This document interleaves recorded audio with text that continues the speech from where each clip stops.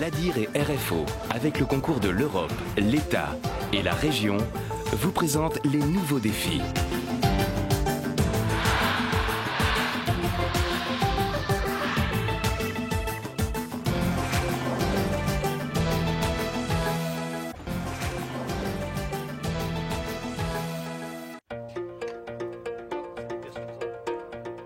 Depuis quelques mois, la vie de Jean-Axel a changé, en tout cas sa vie professionnelle.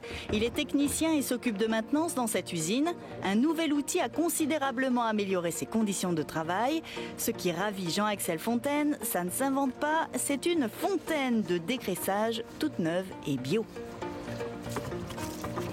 On avait des couteaux de machine pour nettoyer, qui a beaucoup de colle dedans, donc c'était très délicat à enlever la colle dedans. Et avec cette fontaine, on peut mieux enlever la colle.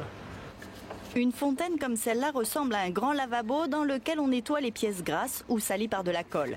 Un produit biodégradable remplace les solvants longtemps utilisés par Jean-Axel pour faire son nettoyage de pièces. On avait du solvant, un solvant spécialement soi-disant pour nettoyer les pièces, mais c'était moins efficace que ça. Et ce produit-là, lui, est beaucoup plus efficace. D'une part, il est chaud, ça chauffe, donc c'est vraiment efficace. Et après, anciennement, on utilisait de l'essence aussi. Et maintenant, comme c'est interdit, on ne peut plus. Pendant une dizaine d'années, il a travaillé comme ses collègues avec de l'essence, puis avec des solvants. Des produits qui rendaient la tâche pénible. Ça gêne quand même un respiratoire. Pour les mains, ça irrite un peu les mains. En plus, c'est dangereux. C'est un produit inflammable. Donc, c'est même pas autorisé ici. C'est plus autorisé, ça, l'essence. Ça, c'est notre ancienne fontaine qu'on avait avant, qu'on utilisait pour nettoyer les pièces. Il y a du solvant dans. C'est une fontaine au solvant. Donc, dessous, il y a de l'eau dessous. Toute la saleté, ça reste dessous. Et le solvant, ça monte dessus. Bonjour. Bon. Eh bien, on est venus ensemble, on m'a parlé de la fontaine. Ouais. Et nous, on serait peut-être intéressés, mais on aimerait voir un peu comment elle fonctionne. Jean-Axel se prête au jeu, il explique comment ça marche. Ce visiteur en aurait l'usage dans un garage. Ouais. Parce que, voilà, mais déjà, pour nettoyer les pièces, pour commencer, parce que nous, si on achète un produit comme ça, il faut qu'il soit efficace. Donc, tout ce qui est nettoyage de distribution, de culasse, de pièces mécaniques en tout genre, de roulement, de moyeux, toutes les pièces qui ont été souillées par de l'huile ou du liquide de refroidissement. Et c'est un produit qui est, on va dire, d'utilisation courante dans l'automobile. J'ai déjà servi sans les gants et c'est pas agressif pour les gens parce que les autres produits, ça picote un peu les mains. En général, les fontaines qu'on utilise, on a des soucis dans le sens où elles sont agressives avec les mains. Les gens qui l'utilisent au quotidien, ils ont des irritations et aussi elles ne sont pas agréables à respirer. Et donc ça, les gens ils s'en plaignent. Vous allez bien? Très bien, vous-même? Ben oui, ça va très bien, merci. Et puis... Avant d'investir dans cette fontaine, la seule installée sur l'île, le directeur de l'usine a lui aussi assisté à des démonstrations. Elle a été présentée plus en détail, donc pas de solvant, un produit que l'on peut jeter après dans les déchets classiques.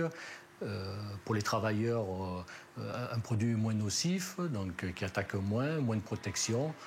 Donc on s'est dit, c'est ce qu'on voulait, quoi. Ça répond exactement à nos attentes. Aujourd'hui, je sens une vraie sensibilisation sur cette démarche-là et l'envie, effectivement, de passer à autre chose que ce qui était proposé. Et on connaît maintenant les risques polluants des produits issus de la pétrochimie.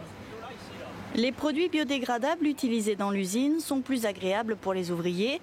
Ils règlent également un autre problème, celui des rejets de déchets toxiques. L'eau usée utilisée par la fontaine est considérée comme un déchet simple, non polluant. C'est un réel avantage. Les gros défauts des solvants, c'est qu'ils sont considérés, eux, comme des déchets dangereux. La gestion des déchets préoccupe de plus en plus les industriels. L'ADEME organise régulièrement des campagnes pour les accompagner dans leur démarche. Elle vient de lancer une nouvelle opération. On a invité l'ensemble des entreprises à participer à une réunion d'information justement sur cette opération collective réduction à la source et prévention. L'idée, c'est de les inciter à avoir recours à un bureau d'études extérieur, enfin un expert en la matière. Cet expert sera là pour établir un état des lieux avec eux, donc identifier quelles sont toutes les sources de déchets, quelles sont les sources de déchets les plus importantes. Gérer ces déchets, ça a un coût que les entreprises doivent dorénavant intégrer. En faisant appel à un cabinet d'experts, les sociétés les plus soucieuses de leur impact sur l'environnement peuvent bénéficier d'une subvention à hauteur de 70% de leur investissement. Il s'agit d'un cofinancement ADEME Région.